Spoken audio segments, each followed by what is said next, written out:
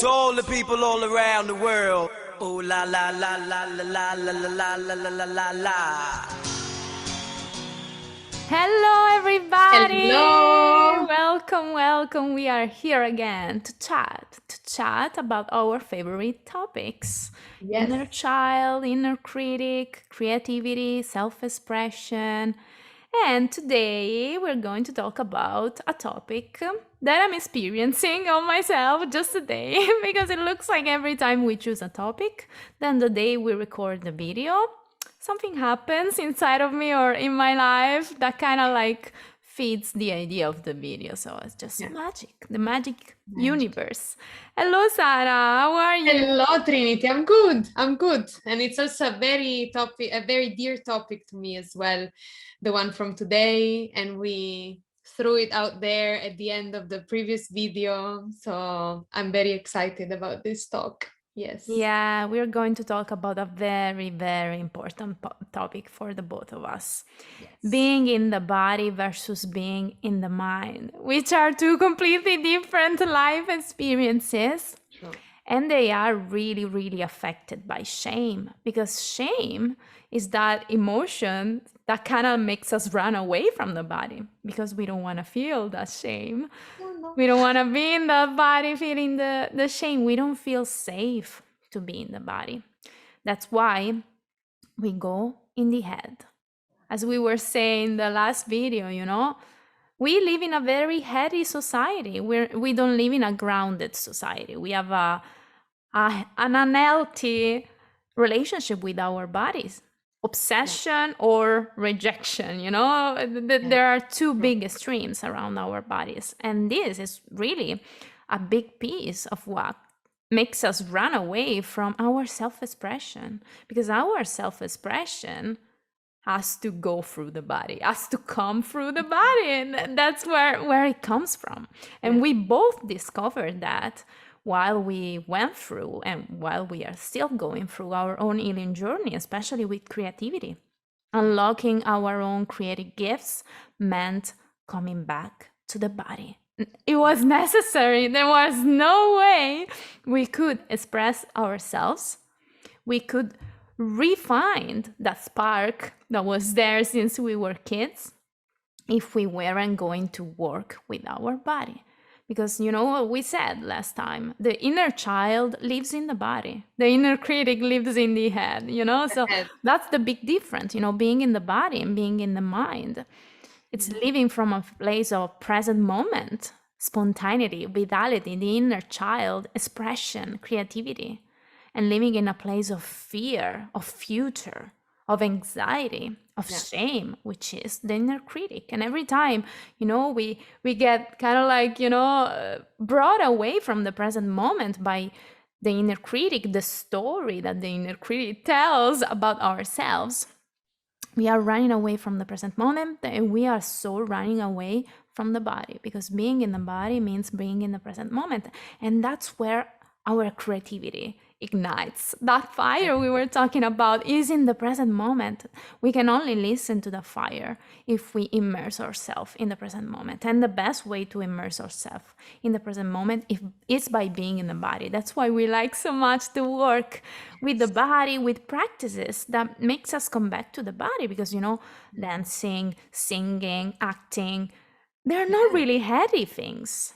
They're really body things, Maybe as a society, we don't think, like, for example, singing is a thing that has a lot to do with the body, but it does. It does. And we both discovered this, We both discovered this. So, yeah, do you want to tell your experience with this? Yes, even just breathing, like for my whole life, I took it for granted, we breathe to survive. It's something that we do unconsciously, And for me, the first step to come back to my body was through breathing, being aware that breathing is this vital, function of the body that you can go back to. And whenever, you're stressed, you feel fear, you feel the emotions, you're always able to go back to breathing. And then breathing is really connected to everything, to singing, to dancing, to, even speaking, and to so many creative activities that we can do. But yeah, for me, the first step was going back to breathing, actually, through singing classes, actually, and then through yoga as well. But I realized I've lived most of my life in my head and thinking about the future, worrying, not only thinking, worrying about the future and worrying about what is going to happen. And somehow I missed a lot of beautiful moments, because I was there, but I was not there. I was not in the body. I was not able to experience, those beautiful moments and those beautiful experiences, because also, if we live only in the mind, we're not able to enjoy life, because where is fun, where is pleasure? In the body, in the five senses, in touching, in seeing something, in listening to something, in speaking, singing, acting, all the things that you were talking about before as activities that we do creatively. Like I realize now, if I look back, I missed out on all this fun and all this pleasure, because I was always in my mind, always worrying, always thinking, what is gonna happen? And I always prided myself about being, so organized and so efficient, and all this efficiency and organization is in the mind. And I was always thinking of, like, what do I need to do next? What do I need to do next? This rush. And we live in a society that teaches us that we need to be productive, and we need to plan and to think about the future and to worry. And very few people I know can really be in the moment and in the body. And when I look at them, they are the happiest people I know, because they experience life, in a way. And it's yeah, it's something we rarely do. Yeah. How do you come back to the body?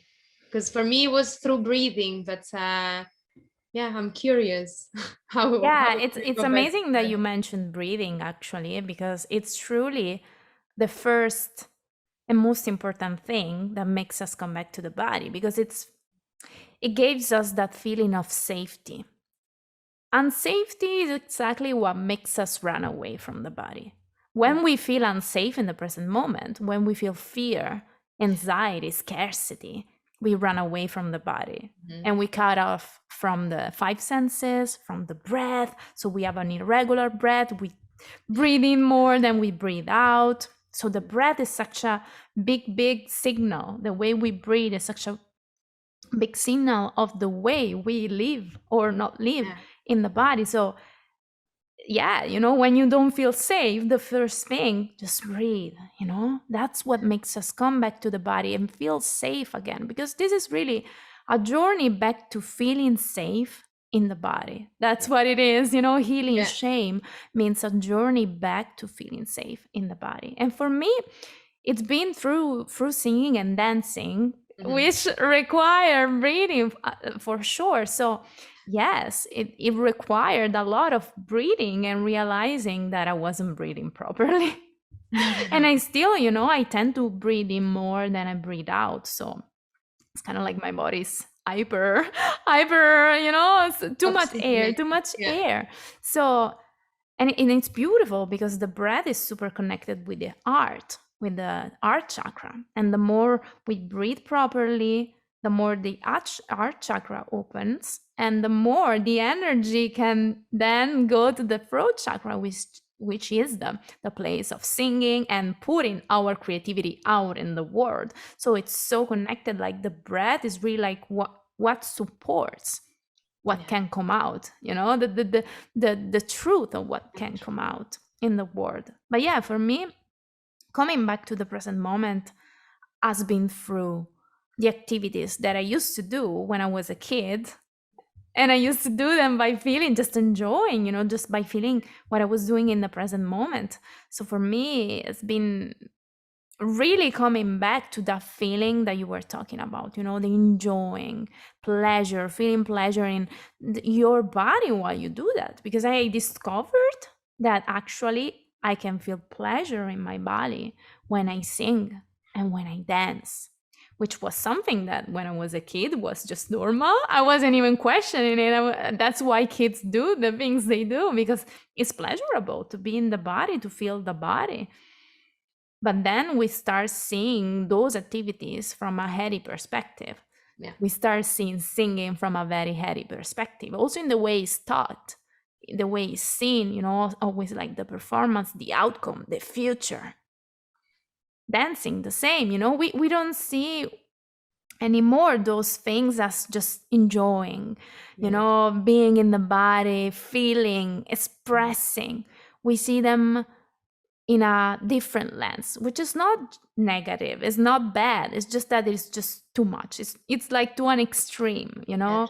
We forget about the spontaneity of these things, the natural, you know, it's something natural for the human body to do these things. So for me, a big part of all of this has been refinding the pleasure of singing and dancing as I used to do when I was a kid.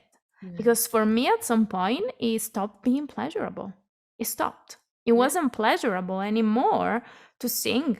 It was all this constant worrying, how my voice is going to sound. I'm not good enough. This is not right. Nobody likes it. It was constant judgment, constant inner critic. So I wasn't feeling pleasure at all. Actually, I was feeling like so much tension. So much tension was building and building up to the point that I couldn't even do it anymore. So the body was completely cut off from the experience. And with dancing, I never arrived to this extreme. But as I said in a previous video, I needed alcohol to get loose, like to just, you know, to enjoy what I was doing. I couldn't just dance and feel pleasure in my body because, again, I was so tense because of shame. So I couldn't let myself go so easily. And for me, it's been really like a journey of refining the pleasure in this thing, just the spark. And it's great that, you know, you mentioned about this, you know, the present moment, enjoying the present moment. Because just today, you know, I was having this experience, you know, being in the body versus being in the mind. Because I woke up and I was feeling super in the present, and I was just, I love this feeling. And then anxiety creeps in. That's the way, you know, the anxiety, the thoughts, the critic that tries to bring you out of the present moment, out of the material grounding world you're in, and you just wept out. And I could feel that I was really like zooming out, like almost like dissociating from what I was doing. Even though the experience around me was pleasurable because I was actually walking on the beach. So, you know, it was like my morning walk on the beach. So it was amazing. And I was like, oh, now I'm in the present moment. Oh, no. And I'm like, why the hell can I enjoy this amazing experience? You know, I couldn't fully be in that because I had this heavy anxiety in my head. And I opened Instagram, and the first post that popped up was like, all we have is now. And I was like, thank you, universe, for this sign. You know, you remind me that there's no point in worrying about something that may or may not happen in 2 weeks. You know, just come back here. Look at what you have around you. All you have is this. Come back here. And I could really feel the difference in my body, in how I felt, in my emotion, when I was just grounded in the experience and open, you know, the heart, the breath. It was, and then, oh my God, anxiety. I could really feel the difference in my body because in one moment I was feeling my body, and in the other moment I was just completely up in the sky. And this is exactly what happens. Our energy, when we are in the head, it's all here. It's like our body is almost like a piece of meat, dead meat, you know, there's no energy going through the body. We just bring it up all to the mind. But when we do the exercise of coming back to the present moment, we bring down again the energy that finally, you know, goes around our entire body. But it's really difficult for me many times, you know, like by nature, I am a thinker. I always live in my head, and it's like really, I realize my nature, like it's just how I am. So for me, it's really tough on a daily basis to being able to actually come back to the body. So what I do is I have a few post-it notes with some, like small reminders for myself, like breathe. And it's like every time I look at the mirror, it says breathe, because if not, I forget. And once I see it, I take one deep breath in and out. It doesn't need to be, 3 hours of breathing every day, but already when we started this video and I said, breathing is important to come back to the body, then I took a breath in and out and I'm like, oh, I don't remember the last time I was actually conscious about my breathing. So it's also important for each one of us to find their own way to feel grounded, at least, maybe once a day. And it can be really a small moment, a small glimpse of presence. And then I have another post-it next to my screen, which says, I'm here right now. And for me, it's so important to remind myself that life is here right now, and because if not, my mind, as yours, wanders around and it's like, oh, what is going to happen in 3 months? What is going to happen, and how are you going to do this, and worry about this and feel ashamed about that and don't do this. And then sometimes I really need these small tricks to really bring me back to the present moment. And for me, it's really like it's working. And the small rituals that we can put in place, like my morning song, like every day I pick a song and I just put it, and in that moment, the small dancing around, it's like, I actually have a body, and I can feel the moment.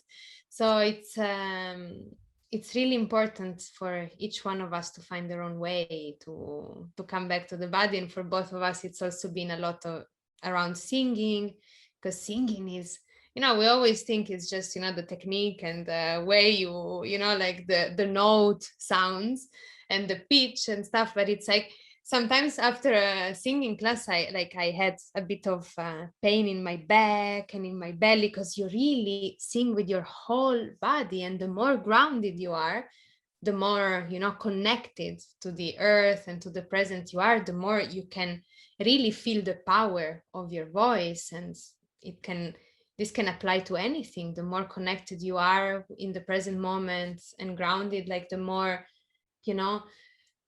you are in the flow, the more you get lost. Like there are a few moments in my life where I really was in the flow without thinking, without being in the head. And it's just magic. You have no clue if 1 minute passed or 3 hours, and then you snap out of it and you're like, wow, was it 5 hours that I was in this flow? And it's beautiful. And for creative people, like for everyone, because we're all creatives, but it's really beautiful to find some ways to go to enter this flow, and get lost. And the first step is to get out of the head. The more we think, the more we become, ashamed of what we do, the more we worry, the more perfectionism we feel, the more the inner critic is there. It's like, no, this is really shit. You're not gonna do this. And instead, as you were saying, it's like the present moment versus the future, the inner child against, the inner critic. And it's really a matter of embracing and accepting both sides, because we have a head and we have a body. We have an inner critic and we have an inner kid. But it's like really, being able as a whole to say, okay, now inner critic, please, I'm here, but shut up. Like I just want to have fun. I want to feel pleasure, because as we said, the inner critic is not the bad guy, they want to protect us. But it's like acknowledging that we have a mind, we worry about the future, the inner critic is there, but choosing, it's like, no, this time, now I breathe, now I embrace my inner child, now I'm in the flow. So it's really like a conscious choice that we make, I think. Yeah, it's also a conscious practice, because Yes. again, it's a really body type of work. So the Yes. more we choose practices that help us come back to the body, the more this process becomes organic. because that's what we want. We don't want to do it with the head. We want this to become just spontaneous, And the more we remind ourselves to do it, the more it becomes spontaneous. So a great, idea to just put post-it around to remind you to come back to the body. I don't have post-it, but it looks like today the universe sent me a post-it through Instagram. It can be the Instagram algorithm. It can be any post-it and reminder. It's like it was a perfect reminder, and the head is there for a reason. We don't want to kill the head. We need the head. We couldn't do anything without the head. We would be just meat. We would be just flesh. But the point is that we are too much in the head. The head is the center of our experience as humans, and it shouldn't be. It shouldn't be, because there's also the body. So our job in the healing process is to create a bridge between the body and the head, because there's the body and there's the head, and we have to stay in the center where there's the heart. So we come back to the breath, the heart, because this is actually our real brain. In our society, we don't even realize it, but the heart is the true human brain. It's the center of our body. What connects the body to the head. But we live from here. Our perspective, every time we experience life, we are here. Our energy is so focused here, and it takes practice to bring the energy down, to bring it here at the center. But when we find this bridge between these two worlds, that's what happened, the balance you were talking about, because we are grounded in the material experience, but at the same time we have ideas, dreams, vision, and then we can manifest them in reality. Because I feel like for creative people, what happens very often is that we have so many ideas, we have so many, prompts and dreams and visions and things we are called to do, are called to explore. But sometimes we get stuck there. And it's because of this, because we get stuck in the inner critic voice, perfectionism, procrastination, shame, not feeling enough for that, all these limits that our mind puts to what we want to realize. But when we learn how to bring the energy down into a more alchemic place somehow, there's not just like the head point of view, there's also like the sensation point of view, the heart point of view, the intuition point of view. It's way more balanced. The heart is the balance, the place of balance in our body. So that's why it's also so important for us creative people, because sometimes we get stuck in the head and we don't even do the things we want to do. So maybe, we start rediscovering our inner child, the gifts, the talent, but then it's so hard to ground them in the reality. Because at the beginning, I remember I realized that, my things were singing, were dancing, were talking, were all these creative things, but I was so stuck in my head when I was doing them. When I refound them, I realized that it was so hard for me to do them while being in the present moment. And they weren't really, the result wasn't really good, because the more I was thinking about how to do them, and the outcome, if it was perfect enough, the less was spontaneous, the less was coming from the real me. It was just coming from a mechanical, controlling place. A robot. Yeah, so a big process of all of this, it's really being able to ground our energy so that we can actually do those things. As we were saying the last time, the fire that we feel is amazing, but we need to ground that fire if we want to actually express it, if you want to actually realize the things that we want to do. And for me, for example, I don't feel like I'm naturally an heady person. Actually, I feel like I'm naturally the opposite. I'm very sensitive. I'm very sensorial, Yeah. But I've been cut off of that for my entire life. And just now, just in the past years, since I've been rediscovering my body, I've been experiencing what it feels to be me. And to be such a sensitive person with so many emotions, so many sensations that it's almost overwhelming sometimes. But that's why I cut off from it when I was a kid, because there was so much shame, so much guilt, so much not feeling wrong, feeling too much because of all these sensations that I had, that I just cut off from it. Yeah. So I forgot who I was basically. And now, through this journey of coming back to the body, going back to the inner child, to those activities that I used to do so naturally, I'm rediscovering also what it feels to feel me, to be in the body, to have that experience. So I'm not naturally a heady person like you, but I feel like I've been for my entire life. So again, as we were saying in the last videos, this is a journey of remembering. So for me, it's really like rediscovering what it feels to feel, what it feels Yeah, to true. feel. But it's scary, you know, also to come back to the body. That's why most of us, even if they're not necessarily thinkers or heady people, but like we run away from the body because, like, what's in the body? The sensations and the emotions. And most of us learn from a very early age that we need to disconnect from the emotions, we need to control them, we need to run away from them because they're scary. No one wants to feel shame, no one wants to feel fear, no one wants to feel rage, no one wants to feel sadness. So of course we run away and we disconnect from the body.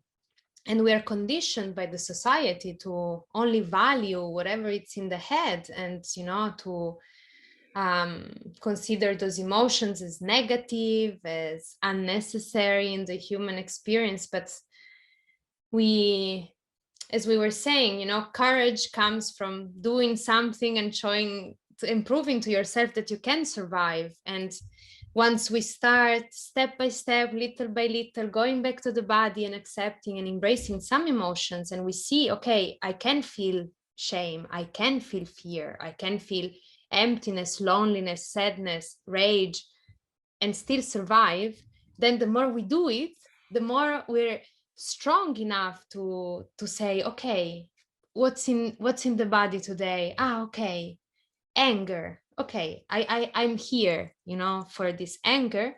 And once you go back to the body and you feel the emotion goes away normally, because, you know, as you taught me, emotions are energy that just needs to be, you know, looked at and needs to move and to transform into something different. So as long as we keep running away from the body and staying in the mind, the more, you know, like the emotions will build up and we will be stuck in the body. As you were saying, you know, it's also a physical feeling, you know, to be in the head, because the body shrinks. We feel the fear, we feel the anger, we feel the shame, and it's scary, but we can survive. So it's really important to prove to ourselves that we are strong enough to be in the body, and to, as you said, to create this bridge and this link and this balance in between the head and the body. We can. It's in the end, you know, like balance is the whole purpose of human experience. You know, it's not, I think the goal in life is not to be perfect nor to be happy all the time. The goal is to embrace, you know, that there are, you know, there is a balance that we need to find in between the physical world and the mental world, in between all the different kinds of energies that we feel in the body. So yes, it's a scary process. It's a long process as usual, but it's worth it, because then what's the result of coming back into the body? The result is that we embrace creativity, we have fun, we feel pleasure, we feel sensations, we really go back to that kid-like attitude, you know. And when you look at kids, they're just in the body, in the present moment, and enjoying whatever they're doing. They don't worry about the future. So of course, when we grow up, the goal is to actually also balance, you know, the adult part in us that wants to plan. And it's amazing to plan, you know, to have a life plan, a life vision, you know, being organized, but also still giving a lot of space to that, like being spontaneous and being in the moment and in the present, because we take everything so seriously. Life should be fun. Life isn't this adventure that it's like, okay, and how do we feel this playfulness and this pleasure through the body? So it's in the end a beautiful thing we can do, a gift to ourselves, if we want to call it like this, no? Yeah. Really... I'm so glad that you mentioned emotions. Maybe we can think about a video about this topic, because I Yes. feel like, yeah, one major reason because of we cut off from the body because we are scared to feel our own emotions. And emotions are just the most important thing in the world. We are so scared of them, but they are truly the key. And that's why every time I work with my clients, I always start with feeling emotions. It all revolves around that, because Yeah. if we don't feel safe to feel our own emotion, we can really reignite the inner child, the creativity, the self-expression, because it all stems from there. Feeling safe in the body, and so feeling safe to feel our own emotion. And as you said, of course, we learn to be afraid of our own emotion. We actually never learned how to feel them, Never. Nobody ever taught us how to feel the emotion, what's going on in the body. We don't really learn to explore our own body. We just, just think about all the education, the way we grew up. It was all revolving around the head experience, learning, absorbing information. We Yeah. never really explored much of our own body. Nobody ever taught us about body sensation, emotion. The just in a very early years of life, you are just free to explore your own body. But then once you start regular school, you're 6 years old, you just books reading, just all the Books. head. True. And nobody ever taught us how to explore all the other part of our own experience, which is the True. body experience. So we are not equipped at all to explore a big part of us, which is the body and the emotions that come with the body.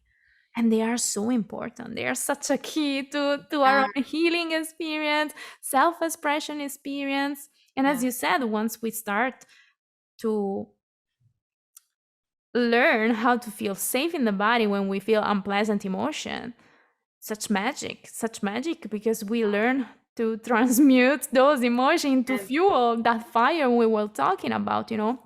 We actually see that every time that we just allow ourselves to feel an emotion without judgment, so going beyond that shame, because the problem is that we feel so much shame again.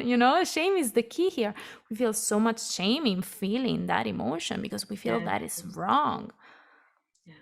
But once we learn that there's nothing wrong with the way we feel and we just let it out, we start to liberate energy that was truly stuck in our body. As it happened to me, so many singing, crying lessons I had, because they weren't just singing lessons, they were singing, crying lessons, because that was liberating so many things. But I was in a safe space and I could feel, okay, there's no shame here, I can do it. And that's why me and Sara like to create these safe spaces through, our events, because they are so important. The first thing about our own events, it's a safe space. All the activities, they are all amazing, but if there's no safe space, that's the important. The space has to be safe. You need to feel that you're accepted no matter what. There's no right or wrong. And our own events are safe spaces first and foremost. And we will work with emotions, actually, A lot. Yes. We will use emotions and, again, healing the shame around expressing emotion, because it's a big part of the healing journey around shame. So we will do this in our event in August 6 and 7 in Berlin.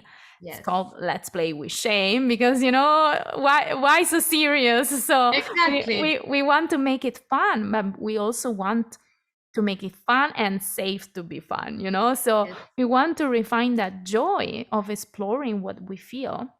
And we will have a practice focused on voicing emotion, because emotions and voice so connected, so connected. So Definitely. learning to just voice our own emotion, just let them out, it's so liberating, right? Wow. Yes, I cannot wait. And in the process of creating these events, I have the feeling that we also heal ourselves. You know, it's like also getting Oh, out yeah. there, you know, already making these videos about shame. We had to go through the shame of being, you know, on the screen and sharing who we are. So it's really powerful also for us. And this is, yeah, creating a safe space where we can be playful again, you know, and reconnect with the inner child is really beautiful for us to do and to share, you know, this all the beauty of coming back to your body, into the present, to the emotions, to then be able to heal and being able to feel good in yourself and expressing who you are. So this is yeah, our goal, you know, in a way, to really share how we can heal. And so we heal ourselves too, because I feel like, you Exactly. know, we are here, we are here to heal each other. Yes. So by creating this space, we help other people heal, but we heal as well, because it's always like an energy exchange. So as you said, of course, also just by making this video, sharing our own experience, talking about this topic, it is so transforming for the both of us as well. So you are all invited to our events in Berlin, 6 and 7 of August. Let's play with shame. We will use a lot of creativity to get back into the body, experience what the body wants to do, wants to express. We will use the voice, dancing, just free dancing, painting, voicing emotions, acting to face the inner critic. Oh my God, I'm so excited, because I feel like this event, I don't know, it's like everything that we like to do both, you know, and it's just so beautiful. Definitely. And if you want to join, you would find all the information below this video. And yes, we can't wait. Literally, I can't wait for it to be the 6th of August and start the workshop. And yeah, anything else we need to add? No. No, I feel this video Yeah. was just perfect. We had also an idea for future videos. We can talk about emotions, because it's also like a super, super important topic. Yeah. So yeah, just come to our events. You find all the information in the description below to join us in Berlin in August. Our event, Let's Play with Shame. Subscribe, hit the bell button so you don't miss anything from us. We will keep posting content, videos, chats between us. We will start posting also other types of content. Sara has a lot to share with the world, and I do as well. She has a lot of ideas, you know. She has a lot of ideas. She's so creative. So we can wait to watch her little videos that will be, they will make you explore more what it means to do this work, you know, because we talk about the results about doing this work, me and Sara, but now we want to start sharing with you how to do it, how to start, you know, reconnecting with this inner child, with your body, with the present moment. So stay tuned. A lot is cooking. Yes. Yeah. Thank you so much for being here, watching this video, and we will see very, very soon. We will see each other very, very soon. See you soon. Ciao. Bye. Bye. To all the people all around the world, oh la la la la la la la la la la la la la.